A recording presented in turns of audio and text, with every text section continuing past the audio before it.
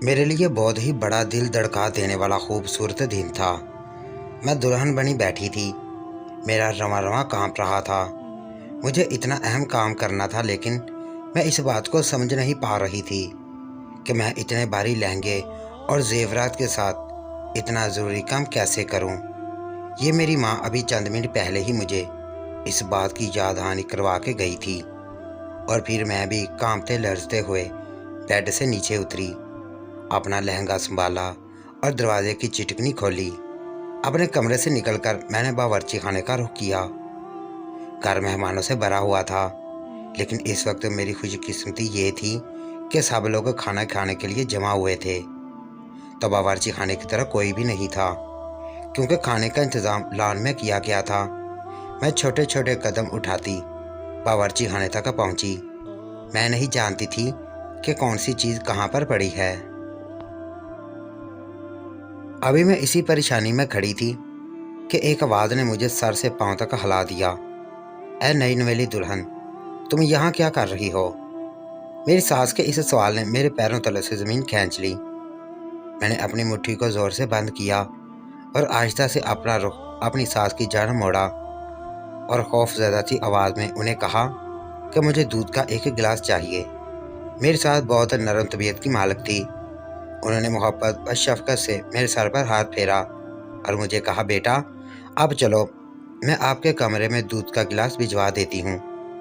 لیکن اگر وہ تھوڑی دیر تک دودھ کا گلاس بھجواتی اور تب تک میرا شوہر آ جاتا تو میں اپنا کام نہیں کر سکتی تھی۔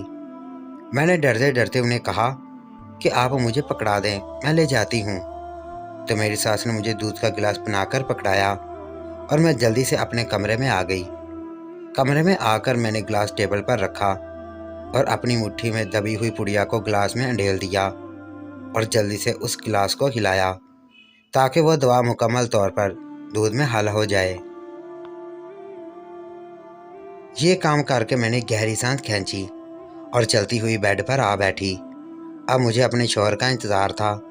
میرا یہ انتظار زیادہ طویل نہیں تھا۔ 10 منٹ کے بعد میرے کمرے کا دروازہ ہلکا سا کھلا اور میرا شوہر اندر داخل ہوا۔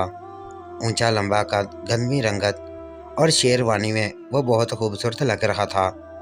مجھے یقین ہو گیا کہ واقعی میرے ماں باپ نے میرے لیے کوئی شہزادہ ہی چنا ہے۔ لیکن اپنے اندر کی خامیاں جب مجھے نظر آئیں تو میرا دل بیٹھ گیا۔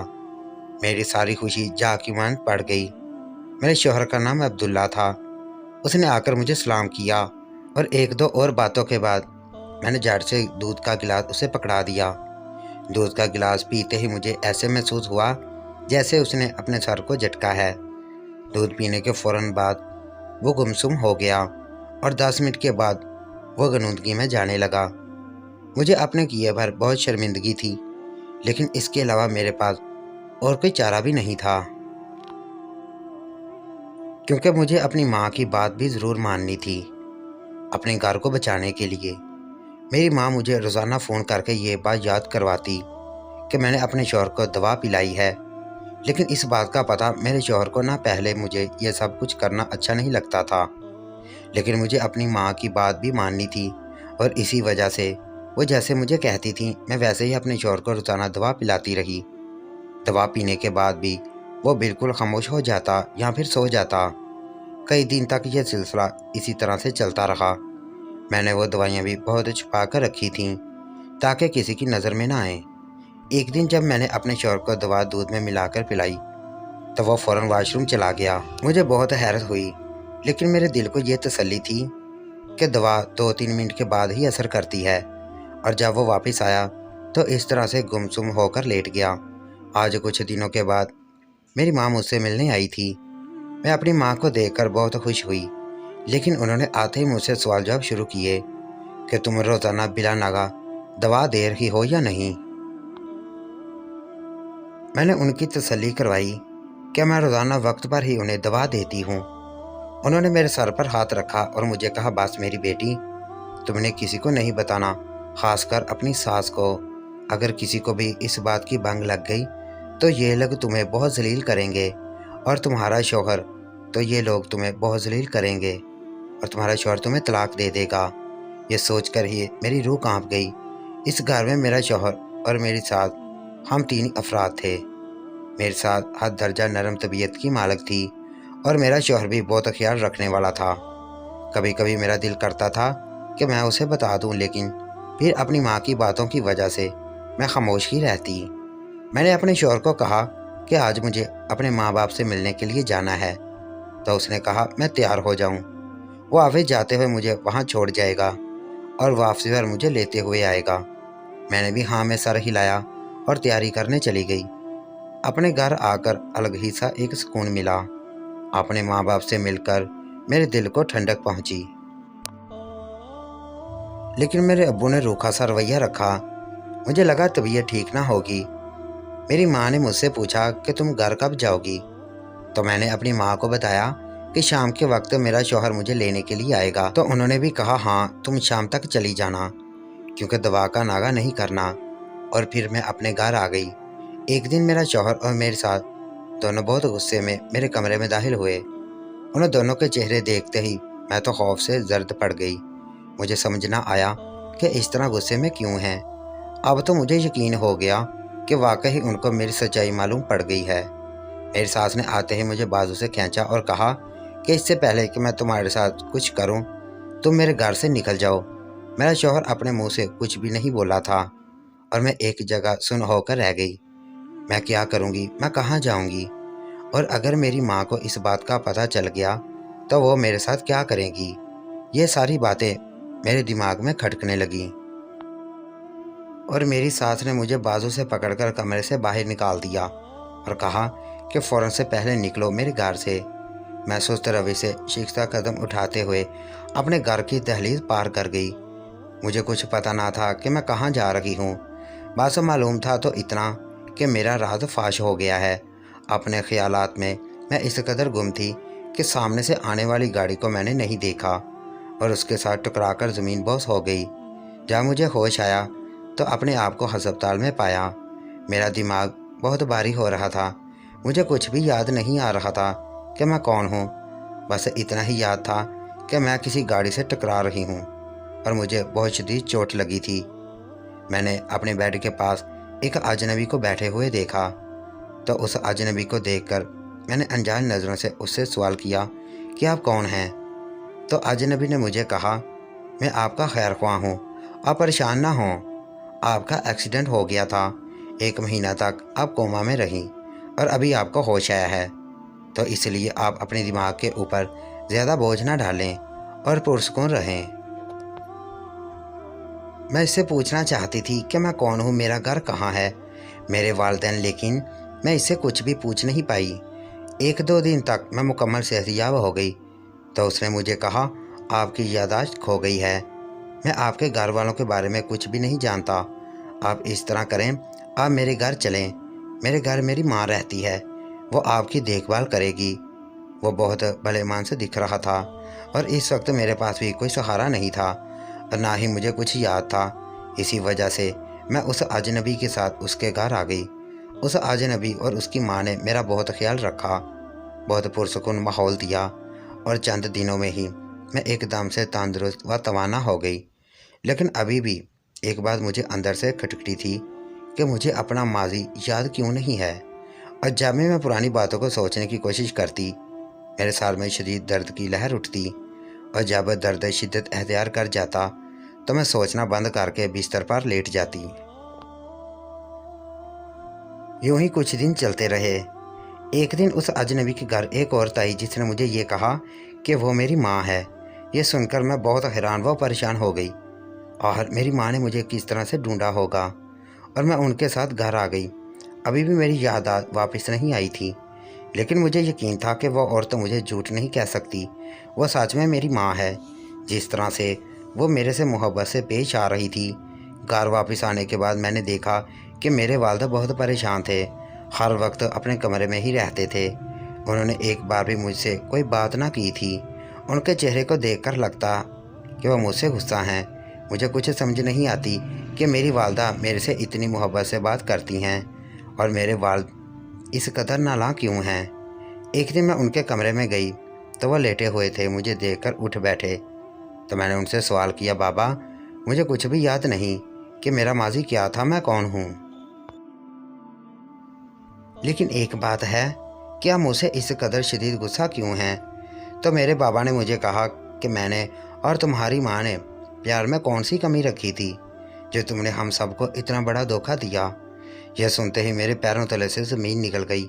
शायद मैंने कुछ बहुत गलत किया जिसकी वजह से मेरे वालिद मेरे से बहुत नाराज़ हैं। वह रोने लगे। उनकी हालत पर मैं तड़प सी गई। मैंने उनको चुप करवाने की बहुत कोशिश की, लेकिन उन्होंने मुझे कहा कि मैं इस कमरे से चली जाऊं, और दिल पर पत्थर रखकर वहां से चली आई। मुझे बहुत शर्मिंदगी हो रही थी कि मेरे अब्बू को मेरी वजह से इतनी सख्त तकलीफ़ हुई है। मैं चाहती थी कि अब जल्द अज जल्द मेरी यादात वापस आ जाए और मुझे पता चले कि मैंने आखिर ऐसा क्या किया है। और फिर एक दिन वो हुआ जिसके बारे में मैंने सोचा भी ना था। मैं कमरे में सोई हुई थी और मेरी वालदा के पास दूसरे कमरे में उनकी बचपन की दोस्त आई बैठी थी। वो दोनों बहुत अरसे बाद मिली थीं। मेरी माँ ने पहले ही मुझे बताया था कि उनकी दोस्त आने वाली है। मैं फ़्रेश होकर उनके कमरे की जानब गई तो मेरी वालदा अपनी दोस्त को अपनी माजी की बातें सुना रही थीं। मुझे भी बहुत तजस्सुस हुआ तो मैं भी दरवाजे में खड़ी होकर उनकी बातें सुनने लगी। मुझे पता था कि यह गलत है, लेकिन मैं अपने तजस्सुस के हाथों मजबूर थी। मेरी वालदा की आवाज़ बहुत गम में डूबी हुई थी। मैं हैरान व परेशान रह गई कि खुश नज़र आने वाली मेरी वालदा इस कदर परेशान क्यों हैं। मेरी वालदा ने अपनी दोस्त को बताया कि अपनी शादी वाले दिन वो बेइंतहा खुश थीं, मनपसंद शख्स से ब्याही जा रही हैं। मैं जब इस घर में आई तो मेरी सारी खुशियाँ मलियामेट हो गईं, क्योंकि मेरी सास ने मुझे ये नहीं बताया था कि उनका बेटा पहले से ही शादीशुदा है और वह अपनी पहली बीवी से बेइंतहा प्यार करता है, जो कि कुछ दिन पहले ही अल्लाह को प्यारी हो गई थी। और मुझे इस घर में इसकी बेटी की परवरिश के लिए लाया गया है। मेरे सर पर 7 आसमान आ गिरे, क्योंकि ये सच्चाई इतनी खौफनाक थी कि मैं उसको इतनी जल्दी कबूल नहीं कर पा रही थी।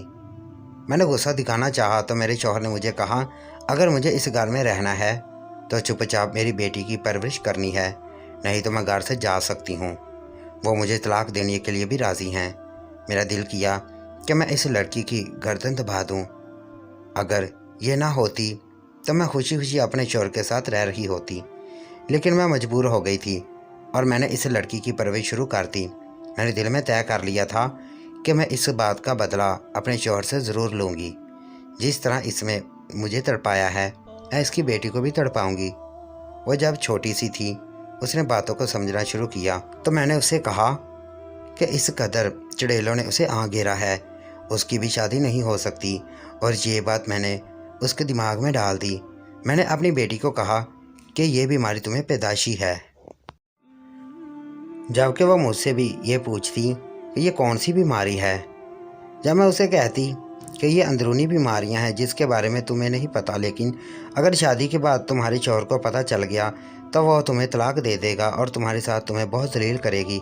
जैसे ही मेरी बेटी 16 साल की हुई तो मैंने अपने शौहर को कहा, तुम्हारी बेटी कह रही है कि फलां शख्स से मेरी शादी करवा दो, नहीं तो मैं भाग जाऊंगी। ये सुनकर मेरा शौहर सख्ते में आ गया और उसने उसी शख्स से शादी करवा दी जिससे मैं चाहती थी।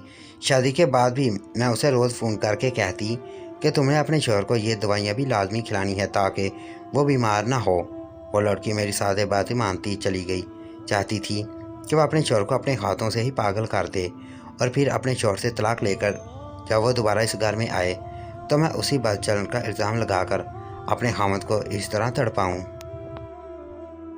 जैसे उसने मुझे धमकी देकर तड़पाया था। लेकिन मेरा सारा प्लान तो तब खराब हो गया जब उसके शौहर को मेरी असलियत का पता चल गया। उसका शौहर एक दिन ऑफिस से हमारे घर आया शाम के वक्त अपने ससुर और मुझसे मिलने के लिए, और मैं फ़ोन पर बात कर रही थी कि तुमने दवाई लाजमी खिलानी है, और साथ आज ये भी कह रही थी कि अगर तुमने ऐसा ना किया तो तुम्हारे साथ बहुत बुरा करेगी, तुम्हारा शौहर भी बहुत बुरा करेगा। तब उसने मेरी बातें सुन ली और मुझे ये भी कहा कि मैं उसकी मासूम बीवी से दूर रहूं, नहीं तो वो मेरा बहुत बुरा हशर करेगा। और उसके बाद उसने वो दवाई खाई तो सही, लेकिन वॉशरूम में जाकर उल्ट दी और दिल में तय कर लिया कि अपनी बीवी को ठीक करके ही रहेगा। और फिर उसको जब ये पता चला कि मेरी बीवी को इस कदर गलत दवाइयाँ खिलाई गई हैं जिससे वह जल्द ही एनीमिया का शिकार होने वाली है, तो उसने डॉक्टर से रब्ता किया। तो डॉक्टर ने उसे कहा, अगर ये अपनी याददाश्त खो दे और आप लोग इसके दिमाग को कुछ इस तरह का झटका दें کہ یہ سب بھول جائے تو ہم اس کے دماغ سے یہ ساری باتیں نکال سکتے ہیں، اور اس کے شوہر نے ایسا ہی کیا۔ اپنی گاڑی سے اس کا ایکسیڈنٹ کروایا اور اجنبی بن کر اور اپنی ماں کے ساتھ مل کر اس کی حفاظت بھی کی اور اس کا خیال بھی رکھا، اور اب وہ اس کو میرے پاس چھوڑ کر گیا ہے، اور مجھے یہ دھمکی بھی دی ہے کہ اگر میں نے اس کا خیال نہ رکھا تو وہ میرے کرتوتوں کے بارے میں پولیس کو بتا دے گا۔ اپنی بیوی کو یہاں پر چھوڑنے کا یہ مقصد کہ وہ اپنے باپ کے قریب آ جائے، شوہر کے دل میں جو غلط فہمی ڈالی ہے اس کی بیٹی کے خلاف وہ ختم ہو جائے۔ اور اپنی دوست کو وہ بھی بہت ساری باتیں بتا رہی تھی، لیکن اپنی ماں کی اتنی باتیں سن کر میرے قدموں تلے سے زمین سرک گئی، اور اس وقت مجھے سب کچھ یاد آنے لگا۔ میری ماں مجھ سے کس قدر محبت سے پیش آتی تھیں، لیکن اس کے ساتھ ساتھ وہ مجھے کتنا ڈرایا کرتی تھی کہ مجھے اندرونی بہت ساریاں بیماریاں ہیں، چاہے وہ سوال یہی صحیح، لیکن وہ میری ماں، انہوں نے میرے ساتھ بہت برا کیا۔ یہی سب سوچتے ہوئے میں بے ہوش ہو گئی۔ جب مجھے ہوش آیا تو میں اپنے کمرے میں تھی، میرا شوہر اور میرے ساتھ میرے پاس بیٹھے ہوئے تھے، میرے ابو جی بھی وہاں پر تھے۔ ان کو دیکھ کر میں زاروں قطار رونے لگی۔ ان سب نے مجھے دلاسا دیا اور کہا جو ہونا تھا وہ ہو گیا، اب میں اپنے شوہر کے ساتھ ایک اچھی زندگی کی شروعات کروں۔ وہاں پر میری ماں آئی، انہوں نے مجھ سے بہت معافی مانگی اور کہا میں اس کو معاف کر دوں۔ مجھے یہ بھی کہا کہ میں نے کسی کی بیٹی کے ساتھ برا کیا ہے، شاید خدا و تعالیٰ اس لیے مجھے بے اولاد رکھے ہوئے ہے، اگر اپنی اولاد کی طرح تمہارے ساتھ اچھا کرتی تو شاید اللہ نے مجھے بھی اولاد سے نوازنا تھا۔ اور میں نے کھلے دل سے انہیں معاف کر دیا، اور آج وہ خوش و حرم زندگی اپنے شوہر اور ساس کے ساتھ گزار رہی ہوں۔